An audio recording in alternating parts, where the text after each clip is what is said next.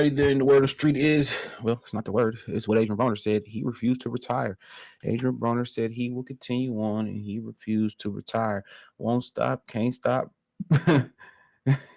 What Martin Luther King saying, Boondocks, won't stop, can't stop, will not stop. So, Adrien Broner will continue on his career. And we know because he need that money. In my Carter B voice money, he need that money.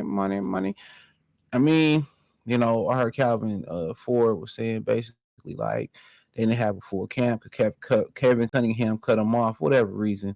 That's between them. I don't really care.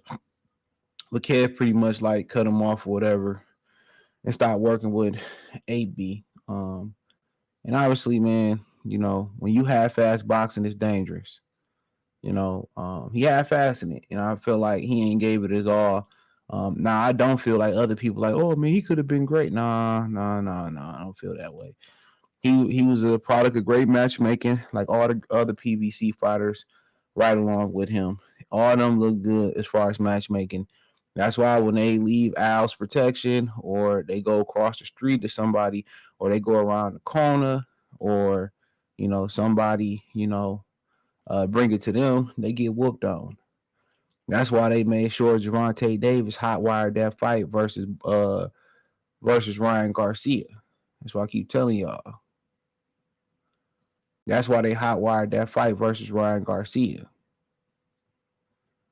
You know what I'm saying? And they wanted to make sure he win. That's why I told y'all yesterday on the live, or the live I did Monday, whenever y'all see this, that ballpark Frank ain't got a chance. He ain't got a best chance in hell because they can't afford to have Gervonta lose. That's their last blue chip, And really, he really ain't no blue chipper. It's really like how y'all be calling B fighters. Like Ryan Garcia is a C fighter. I keep telling y'all that. Certain these fighters y'all calling A's, they not A's. A lot of these ninjas is just slightly above average and average. But it's over with. They fumbled a lot of good guys that they babysitted instead of matchmaking the right way. And they babysitted them. And that's just what it is. A lot of these guys, they babysitted. They didn't matchmake the right way. AB was a product. When AB was squeezing down to 120, 130, he was just bigger and stronger than everybody else. And as the weight gap closed, he looked more and more average and pedestrian. And that's just what it is. He looked way more and more average and more pedestrian. So, Al Heyman has done wonders with a lot of these fighters who probably in a regular world of boxing, most of these guys, about 80, 75% of PBC fighters would have never won world titles. That's one of them without the guidance of Al Heyman. He's a product of that. He was a guy that had good personality. You probably gave him a gift versus Paulo Malignaggi. They gave him against versus Daniel Ponce de Leon. Most of y'all wasn't even watching boxing then. I remember that fight. They gave him a gift versus Ponce de Leon. So he been getting gifts. And he thought it was gonna be fun and easy. They overpaid a lot of these guys. A lot of these guys never moved out their hoods, smoking that smoke, drinking that drink. Most of them smoking that smoke, drinking that drink. They got infatuated with the good money, and they just wasn't that good to begin with. They're a product of great matchmaking. And Tank Davis ain't no different, because if he was a real stallion, they'd let him run. They'll let him run with the killers. When you got a killer, you can't contain it. When you got a game dog, you can't tame it. You can't hold it back. And Adrien Broner, he wasn't even supposed to make it this far, to be honest. And I'm talking about from a skill set. I watched this guy's career. He never was really that good. He should never won a world champ. It was 1 belt, 2 belt in the title. And there's no knock on him. I like Adrien Broner. It was 1 or 2 belts. Like the UFC was 1 belt, he'd have never been world champion. Maybe at 130. That's because he was bigger than everybody else. But he said, quote, on Instagram, God sent me a message and he See, he isn't done with me. I've been doing things the wrong way, tarnishing all my blessings and chances he's given me. I've made my mind up. I'm taking full advantage of this opportunity he's given me. Today, I see everything more clearly, and I have better understanding of myself. The problem will be back soon, said Adrien Broner on Instagram. No, it won't. It's a wrap. He sound like these bras that on TikTok and they got a train ran on them, or they got bust down, or they left a good man and now they lonely and now they apologizing. Well, God will send me my person, and God would help me through this, or God would help me manifest a new Nissan Altima, or God will, will bless me and my kids with a mansion and a simpleton. Man, God got too much on his to-do list to be thinking about Adrien motherfucking Broner. You had all these opportunities. You know what I'm saying? The brother had all these opportunities. He had all these opportunities to be great. And sometimes we just born fuck ups. That's just the plan. Fuck it up.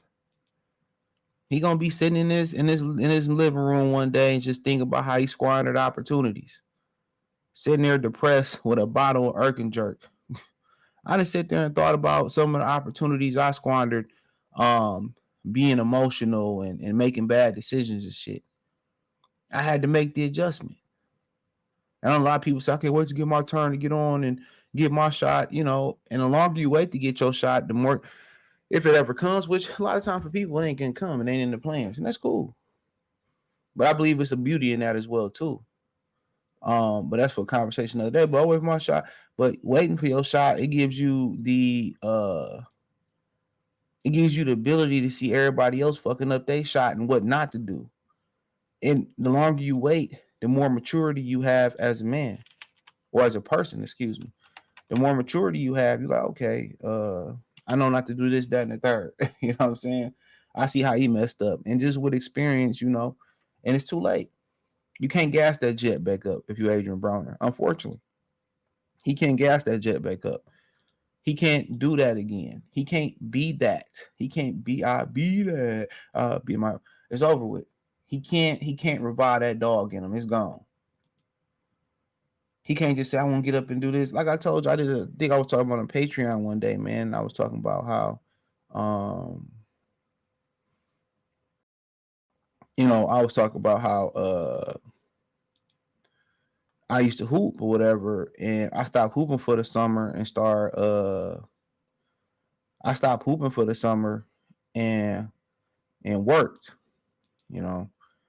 And I used to hoop every day after school, damn near my senior year. Every day I used to go to Northwest Activity Center and hoop. I didn't hoop for the team no more.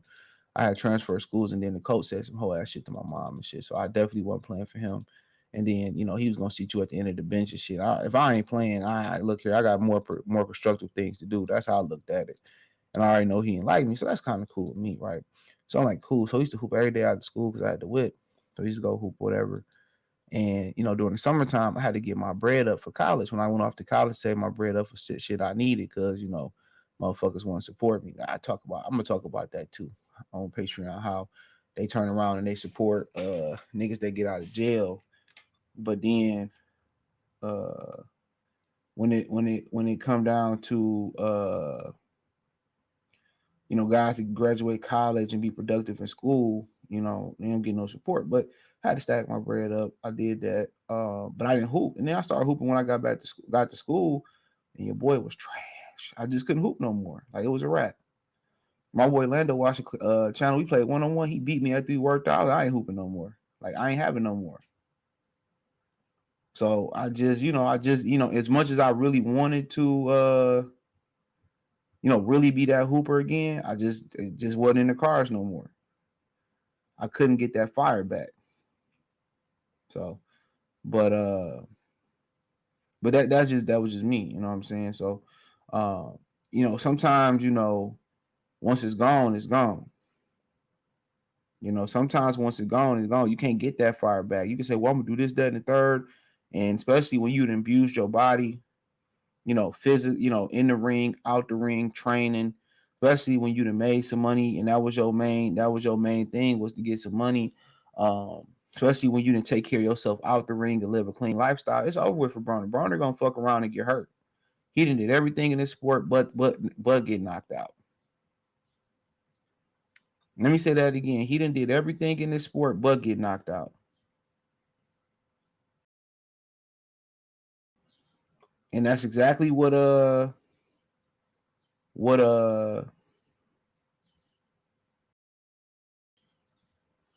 you know, that's exactly what